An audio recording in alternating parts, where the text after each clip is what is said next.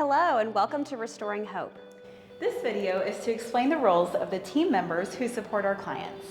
We feel like a more appropriate title to this video would be, who are these people and why are they in my house?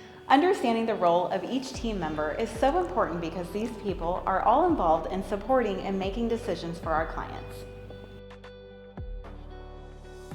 We are so glad you've joined our Restoring Hope team. We have several departments internally that are here to support you as the host home. One of those is the business office. So the business office you may not see very much, but they're a very important part of Restoring Hope's success. One of those departments is financial, so you might talk to them with any questions about your contract or pay. Another one of those departments is credentialing and training. They make sure that we are DMH compliant with all of our trainings. Onboarding is who you're going to talk to when you first become a host home or a relief home. Human resources is who you might reach out to if you're an employee with policies or procedures. They're in charge of all of that. And then marketing is there, making sure that they're getting the word out about Restoring Hope. Another part of our Restoring Hope team is the placement team.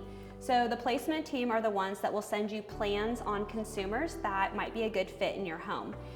Feel free to reach out to your placement team anytime that there's dynamic changes, or if you have an extra room and you decide that you want an extra client, they're always there to help you out.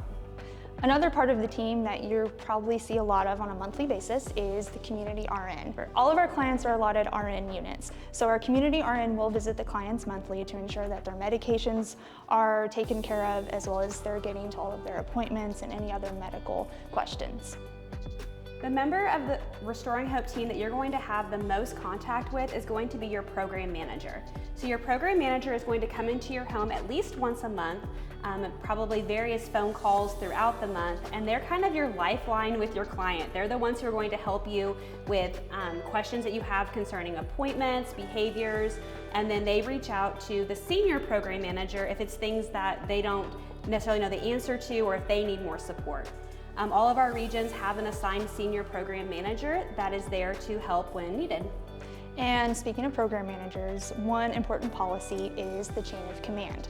So chain of command should be followed during emergencies. So your first point of contact after calling 911, if necessary, is your program manager. If you can't reach the program manager, then you will call the senior program manager. If you can't reach the senior program manager, then you will contact the CEO. Only then, after those attempts, will you contact the business office. Then they will contact someone who can help. The following chain of command is very important because the program manager or senior program manager are going to be there to help facilitate communication between you and the guardian and the other members of the team.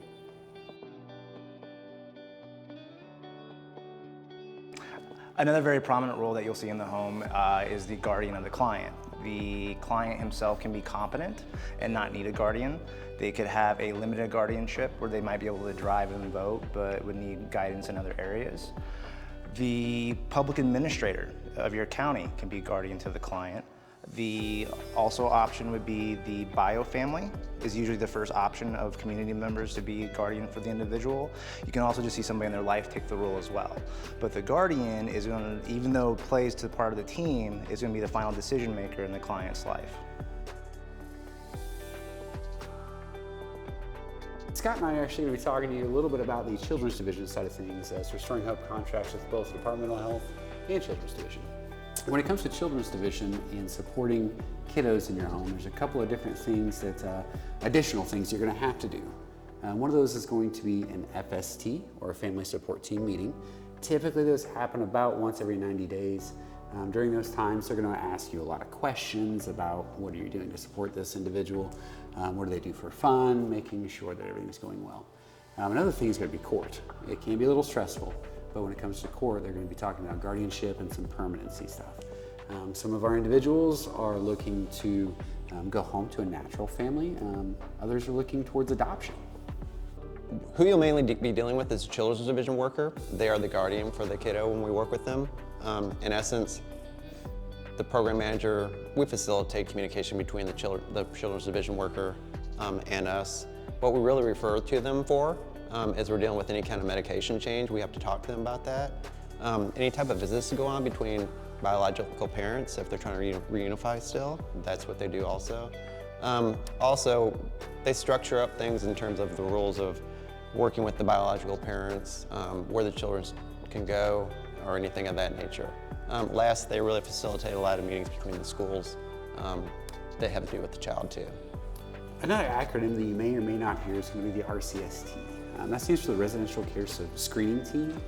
Basically, they hold the contract that Restoring Hope has to be able to support kids in Children's Division custody.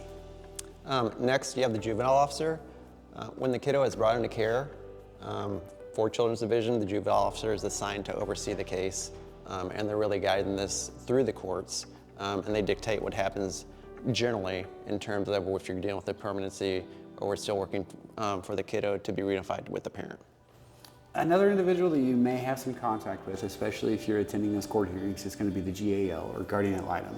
That is an attorney appointed by the court to represent that kiddo in those court hearings to make sure that that child has representation. And the last individual you might work with is a court-appointed special advocate, also called CASA. What they do is they focus on the kiddo. They make sure the children's needs are being met, and they bring that to the team's attention. So when it comes to supporting individuals in Children's Division custody in your home, there's going to be a few extra steps and a few additional people that come to your home. But it can be very, very rewarding. We want to make sure we're being inviting and welcoming to them, and make sure we maintain that professionalism when attending those FSTs, those court appearances.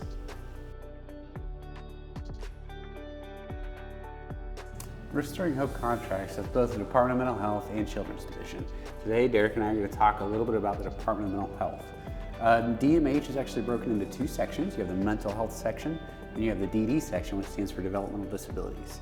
Restoring Hope contracts mainly with the DD side, the developmental disabilities, and then from there it gets broken up into different regional offices throughout the state. When it comes to those contracts, there's actually 12 regional offices throughout the state. Within those 12 regional offices, that includes their satellite offices. They're really the governing body, or they set the standards and guidelines by which we have to follow in order to maintain our contract. Correct, and then the regional offices will actually contract out by county. That'll be your Targeted Case Management Agency, TCM. The support coordinator is a representative you will see from your TCM agency. That would be the DMH rep that you see in your home. The biggest responsibility a support coordinator has is the ISP, or the Individualized Support Plan. The ISP will basically be your all-encompassing knowledge of your client, even before you maybe get to meet your client. It'll be likes and dislikes, goals for the client, some natural supports for the client in their life, who their doctors may be. There may be some rights restrictions with the client. Sometimes we have to go through the due process of taking something from the client that they can't manage themselves. Team members can vary by each client. Some of the team members that were not mentioned before are team members from the day program team, employment services, the educational team, or mental health supports. One of the most important members of the team that we didn't mention are you, our host home contractor or relief contractor.